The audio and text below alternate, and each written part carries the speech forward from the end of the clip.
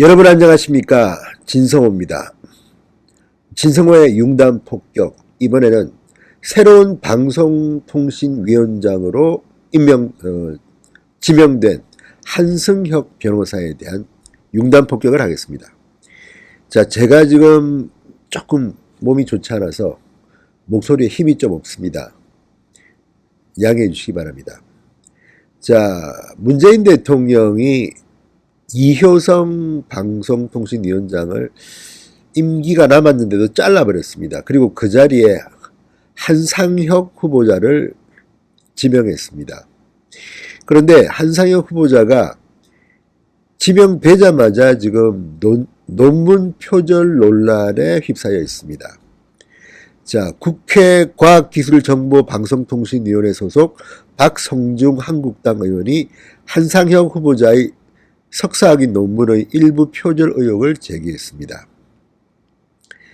2010년 중앙대 신문방송대학원에 제출한 석사 논문 방송보도의 공정성 심의 제도에 대한 연구, 이 논문 한상혁 후보자의 논문인데요.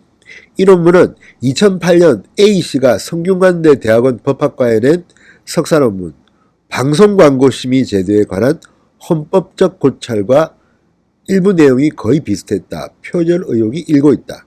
그리고 표절 의혹이 있는 부분은 200자 원고지 7장 이상이라고 박성준 의원은 밝혔습니다. 무엇보다 창피한 것은 방송통신위원장에 지명된 한상혁이가 논문이라고 쓴 제목이 방송보도의 공정성 심의 제도에 대한 연구입니다. 방송보도의 공정성. 그런데 이 논문이 만약에 표절이라면, 그리고 표절 판정을 떠나서 7장 이상을 뺏겼었다면 방송보도의 공정성에 대한 본인 생각조차도 남의 것을 도둑질한 셈이 됩니다. 이런 자가 방송통신위원장이 된다는 게 가당키나 한 일인지 묻고 싶습니다. 자, 더 웃기는 것은 이 한상혁 후보자, 정부 과천청사 부근 임시사무실로 출근한 한 후보자는 기자들이 물어보자 표절 의혹에 대해서 제기된 신상 문제는 대부분 사실이 아니다. 대부분 사실이 아니랍니다. 표절 논문에 대해서 명확하게 밝히지 못했군요. 자, 이것들을 보면 어쨌든 표절에 대한 판정을 떠나서 뺏기긴 뺏긴 모양입니다. 안 그러면 이렇게 우연히 일치입니까? 이렇게 남의 논문을 200자 원고지 7장 이상 똑같다는 것은 정말 학자적 양심도 없는 사람 아닙니까? 지금 박성중 의원은 논문 표절 검정을 중앙대학교에 공식 의뢰한답니다. 그렇지만 이 표절 검정도 문제가 있습니다. 뭐 몇 분의 몇 이상 뭐 어떻고 뺏기면 무조건 표절해야 됩니다. 남의 걸 뺏기고도 인정도 하지 않고 이런 자들은 과감하게 좀 학자의 양식이 없는 자들은 창피를 줘야 되는데 지나치게 관대합니다. 지금 보면. 자, 그리고 또 하나, 이 한상혁 후보자의 출신 성분입니다. 자, 문제는 이 방송통신위원장은 위원장입니다. 대통령이 임명하는 장관직과는 좀 다른 위원회 조직입니다. 그것은 그만큼 정치적 중립성이 필요하다는 것인데, 한상혁 후보자의 과거를 한번 봅시다. 미런년 대표가 했다면서요. 이런 자가 어떻게 이 자리에 올 수가 있습니까? 이거는 거의 전쟁 한번 치르자 하는 거 아닙니까? 그런 거죠. 자, 문재인 대통령, 그래서 제가 볼 때는 민주주의에 대한 소양이 대단히 부족한 사람이라는 생각이 듭니다. 어떻게 방송통신위원장에 이런 미련년 공동대표를 지낸 사람을 현재 지내고 있죠. 임명합니까? 한국당 박대출 의원 말처럼 선수를 심판에 기용한 것입니다. 게다가 보수 언론 공격수 출신, 기가 막힌다. 박대출의 말입니다. 조선일보는 공정성 필수 방통위장의 좌파 미련년 대표, 야당, 방송장악 끝판왕이라는 제목을 붙였습니다. 자, 미련년은 변명을 하고 싶어도 그 사람들의 스타일이나 성향에 대해서 부인하기 힘들 겁니다. 이곳 출신들이 얼마나 많이 민주당에 봉사했습니까? 국회의원이 된 자도 있습니다. 어쨌든 이런 특정 컬러가 분명한 단체 민원연의 대표를 방통위원장에 앉힌다. 이건 정말 국민들하고 한번 붙어보자는 겁니다. 게다가 한상혁 방통위원장 후보는 아부의 끝판왕일지도 모른다는 생각이 듭니다. 이렇게 말합니다. 지금 이슈가 가짜뉴스 허위 조작 정보에 대한 한상혁의 말이 지금 이슈가 되고 있습니다. 이것도 문제입니다. 방통위원장이 지금 하고 있는 업무가 이게 줄까요? 아니면 차라리 이 사람은 심의위원장이나 뭐 그런 데 보내면 되는 거 아닙니까? 방통위원장을 굳이 할 필요가 있습니까? 지금 방통위에 시급하고 중요한 것이 가짜뉴스 건절 대책 수립입니까? 기가 막힙니다.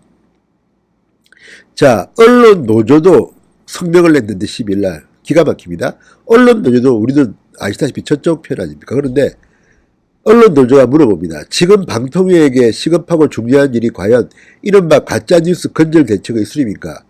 방통위가 이 문제를 주요 업무로 받아안아 표현의 자유의 범위를 논하자는 것이 합당한가라고 우려했습니다. 좌파 쪽도 이렇습니다. 도대체가 지금 문재인 정부는 제정신인지 묻고 싶습니다. 이러니 홍준표 전 대표가 쪼다라는 표현을 썼겠습니까? 쪼다라는 표현은 참 마음에 들지 않지만 적당한 표현인 것 같기도 합니다. 지금 하는 걸 보면.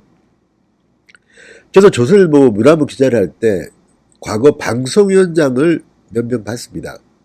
그때는 방송과 통신이 합쳐지기 전이기 때문에 방송위원장이었는데 어쨌든 권위가 있는 사람을 골랐습니다. 성향이야 할 수 없습니다. 보수일 수도 있고 진보도 있을 수 있고. 제가 기자할 때 했던 방송위원장은 강원윤 목사. 이 사람은 DJ 쪽, YS 쪽이 좀 좋아했던 것 같습니다. 아무래도 저쪽 진정입니다. 그렇지만 강원윤 하면 원로로서 좌든 우든 대접을 했습니다. 대단한 성깔도 있고 대단한 양반이 했습니다. 제가 워낙 강원용 방송위원장 비판을 많이 해서 좀 그렇긴 하지만 어쨌든 그런 사람을 앉혔습니다. 대통령도 마음대로 할 수 없는 사람입니다. 그리고 YS 때는 김창렬 전 한국일보 사장 거물입니다.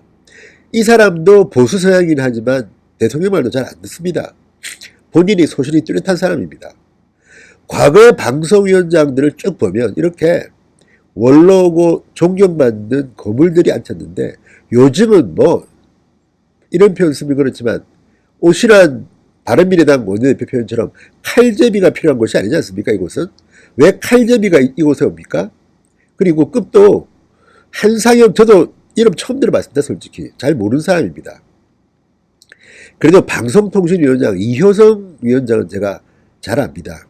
이름도 많이 들어봤습니다. 생각은 다릅니다만 그래도 학자적 양심은 있었나 봅니다. 문재인 대통령 지시대로 움직이지 않았기 때문에 잘린 건 아니겠습니까? 이효성 성균관대 교수죠. 성균관대 교수도 사실은 좌파 진보 진영의 사람이고 그렇지만 학문적 소실은 있었나 봅니다. 저도 이효성 방송위 부위원장 시절에 비판 기사 많이 썼는데 기본은 지키려고 했던 사람입니다. 한상혁 방통위원장 후보자는 방송 전문가 같지도 않고 뭐 누군지도 모르겠습니다. 변호사인데 이런 자리에 올만한 사람입니까? 모르겠습니다. 정말 문재인 대통령 인사를 보면 기가 막힙니다. 인사만큼은 빵점입니다. 이러니 홍 대표 말처럼 쪼다라는 소리를 들을지 모르겠다는 생각이 드네요. 지금 방송통신위원회에 시급하고 중요한 일이 가짜뉴스 건절 대책의 수립입니까? 언론 노조가 정말 시원하게 한마디 했네요.